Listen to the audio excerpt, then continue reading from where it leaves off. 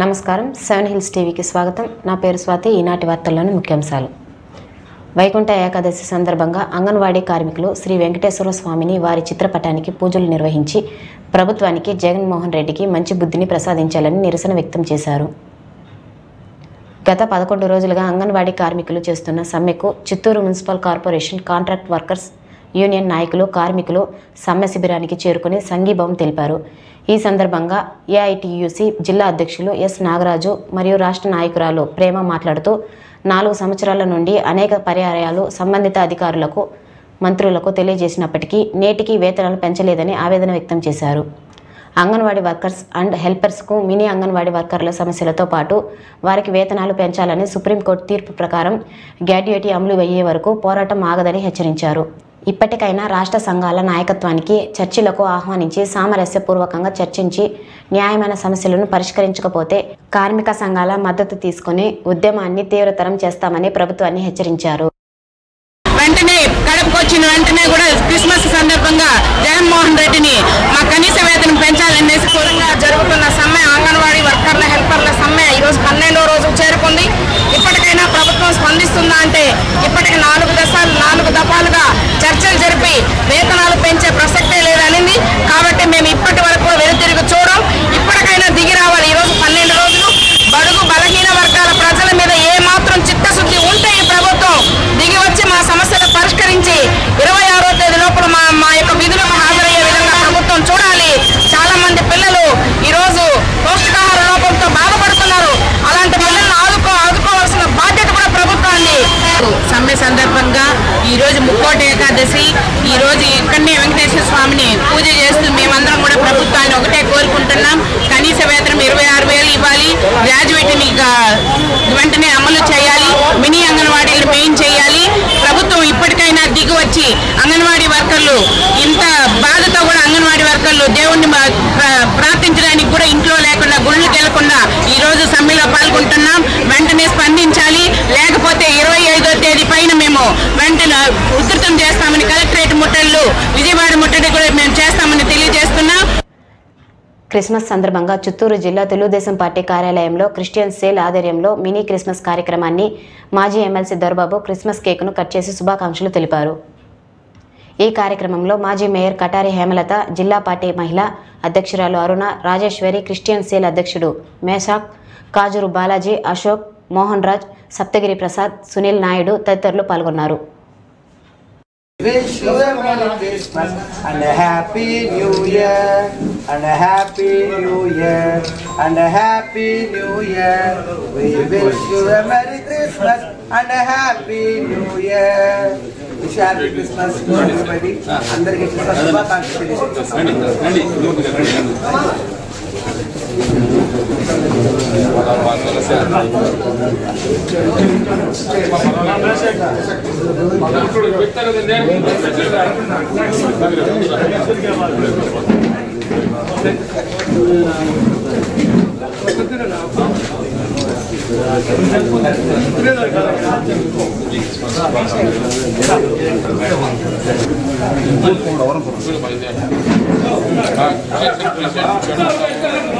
బాగా తీసుకుని తెలుగు బాగా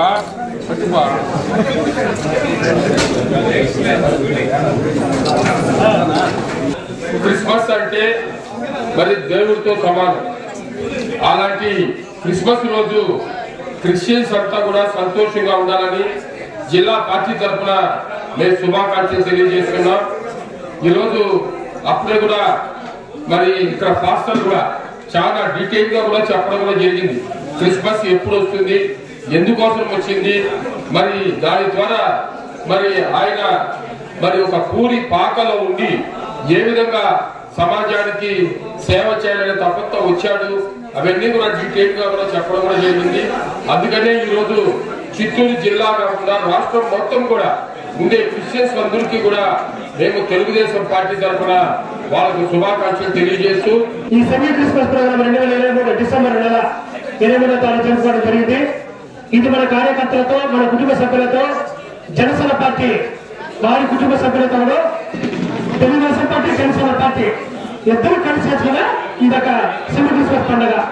ఈ పండుగలో యేసుక్రీస్తు ప్రభు పుట్టినరోజుని పురస్కరించుకొని ప్రతి ఒక్కరు తెలియజేసాకు ఈ యొక్క సెమీ క్రిస్మస్ కార్యక్రమాన్ని జిల్లా తెలుగుదేశం పార్టీ కార్యాలయంలో పెట్టడం జరిగింది. దీనికి ప్రతి ఒక్కరు సుఖ సంతోషాలతో ఆరోగ్యంతో ఈ 2023 గడుపుకొని కొత్త సంవత్సరం అడుగుపెట్టాలని మనస్ఫూర్తి ప్రతి ఒక్కరిని కోరుకుంటూ ప్రజలు, యువత, విద్యార్థులు, మహిళలు ఉత్సాహంగా ఉల్లాసంగా ఆడుదాం ఆంధ్ర క్రీడోత్సవాల్లో పాల్గొనాలని చిత్తూరు జిల్లా ఇన్ఛార్జ్ కలెక్టర్ శ్రీనివాసులు పిలుపునిచ్చారు. చిత్తూరు నగరపాలక సంస్థ నుంచి ఆడుదాం ఆంధ్ర సన్నాహక ర్యాలీని in-charge collector Srinivasulu, Chittoor MLA Arani Srinivasulu, mayor S Amuda, DRO Rajasekhar, నగరపాలక కమిషనర్ అరుణ జెండా ఊపి ప్రారంభించారు. ఈ ర్యాలీలో విద్యార్థులు, యువత, ఉద్యోగులతో కలిసి అధికారులు, ప్రజాప్రతినిధులు గాంధీ విగ్రహం వరకు ర్యాలీ నిర్వహించారు. ఈ సందర్భంగా ఇన్ఛార్జ్ కలెక్టర్ మాట్లాడుతూ ఈ నెల 26వ తేదీ నుంచి రాష్ట్ర వ్యాప్తంగా ప్రారంభమవుతున్న ఆడుదాం ఆంధ్ర క్రీడోత్సవాలపై ప్రజల్లో అవగాహన కల్పించడం, యువత విద్యార్థుల్లో ఉత్సాహం నింపడం కోసం ర్యాలీ నిర్వహిస్తున్నామన్నారు. జిల్లాలో అన్ని వార్డు గ్రామ సచివాలయాల్లో, మండల కేంద్రాల్లో ర్యాలీలతో నిర్వహిస్తున్నట్లు తెలిపారు. ఆడుదాం ఆంధ్ర క్రీడోత్సవాలలో ఆసక్తి ఉన్న ప్రతి ఒక్కరూ పాల్గొని బహుమతులు గెలుచుకోవాలన్నారు.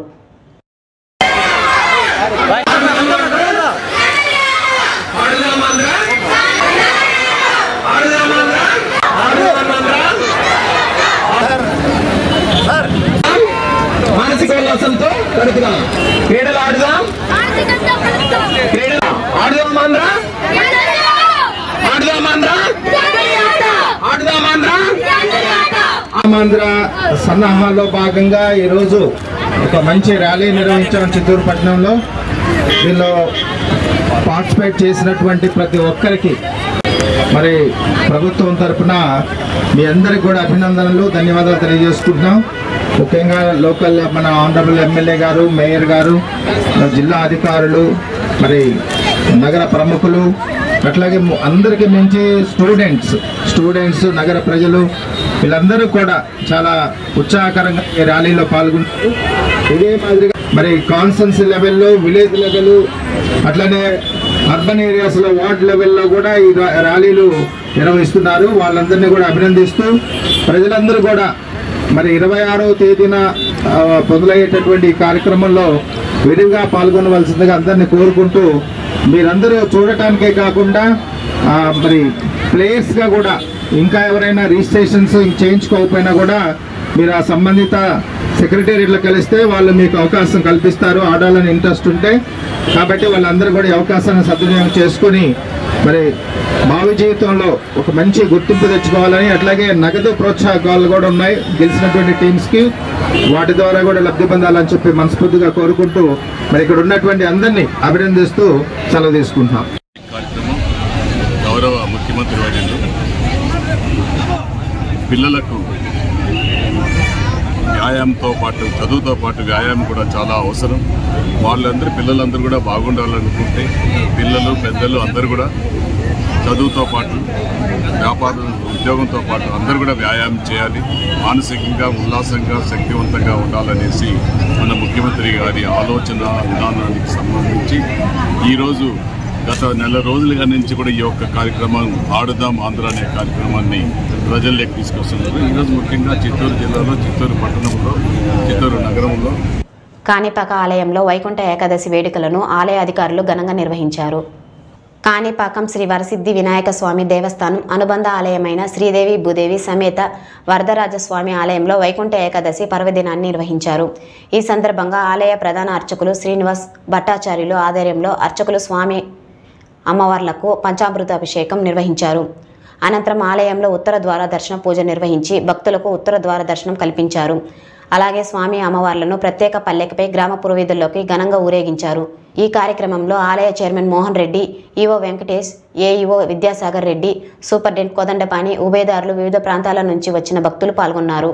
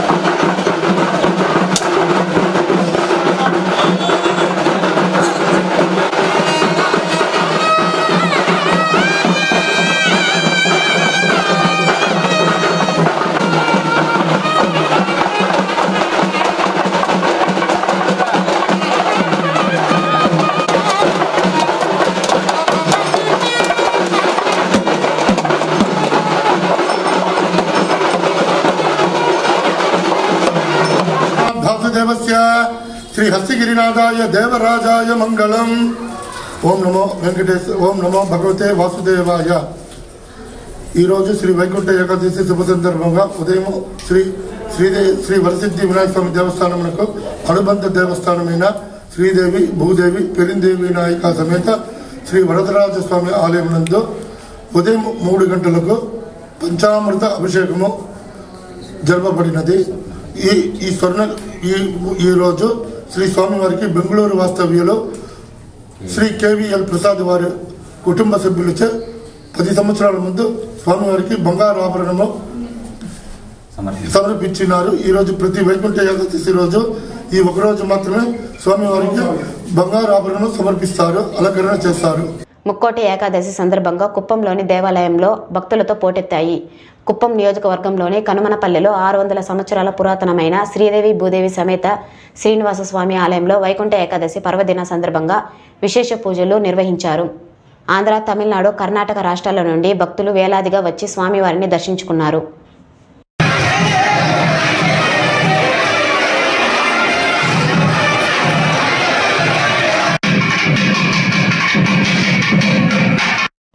యువనేత నారా లోకేష్ పాదయాత్ర చరిత్రలోనే నిలిచిపోతుందని తెలుగుదేశం పార్టీ ఎమ్మెల్సీ కంచర్ల శ్రీకాంత్ ఆనందాన్ని వ్యక్తం చేశారు। పాదయాత్ర ముగింపు సభకు వచ్చిన ప్రజలను చూసి జగన్కి నిద్ర లేకుండా పోయిందని తెలిపారు। జగన్కి ఓటమి ముందే తెలిసిపోయిందని, అయినా మేకపోత గంభీర్యం ప్రదర్శిస్తున్నాడని అన్నారు।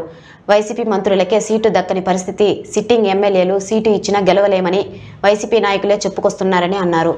ఉద్యోగులకు బదిలీలు ఉంటాయి గాని ఎమ్మెల్యేలను బదిలీ చేయడం విడ్డూరంగా ఉందన్నారు।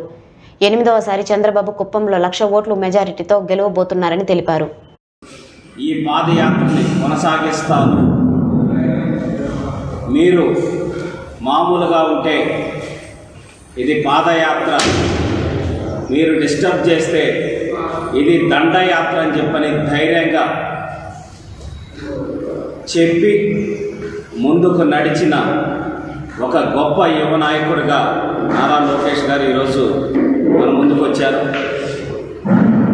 ఎన్నో సమస్యలు ప్రతి నియోజకవర్గంలో ప్రతి ప్రాంతంలో ఎన్నో సమస్యలు తెలుసుకుంటూ ఎంతోమంది ఈ వైఎస్ఆర్సీపీ ప్రభుత్వం చేస్తున్న అన్యాయాలు, అక్రమాలు, దుర్మార్గాల ద్వారా చనిపోయిన వాళ్ళు లేకపోతే ఇబ్బందులు పడిన వాళ్ళందరూ కలుస్తూ ఆ సమస్యలన్నీ విని వాటికన్నిటికి సంబంధించి సమాచారం నోట్ చేసుకొని వాటిని పరిష్కరించే దిశగా ప్రభుత్వం రాగాలనే చేస్తామని చెప్పనేసి హామీలు ఇస్తూ ముందుకు నడవడం జరిగింది। చినుకు చినుకు కలిస్తే ప్రవాహం అన్నట్టు అడుగులు పడే కొద్దీ ఎంత అద్భుతమైన స్పందన ప్రజల్లో వచ్చిందో కూడా మనం చూసాం। రాయలసీమ ప్రాంతం మొత్తం పాదయాత్ర పూర్తయిన తర్వాత మిషన్ రాయలసీమ అని చెప్పనేసి ఒక మీటింగ్ ఏర్పాటు చేయడం జరిగింది। ఏర్పాటు చేసి రాయలసీమకి రేపు తెలుగుదేశం పార్టీ అధికారంలోకి వచ్చిన తర్వాత, చంద్రబాబు నాయుడు గారు ముఖ్యమంత్రి అయిన తర్వాత ఏమేమి చేస్తాము, ఈ ప్రభుత్వం అది ఏమేమి కార్యక్రమాలన్నీ ఆపేసింది,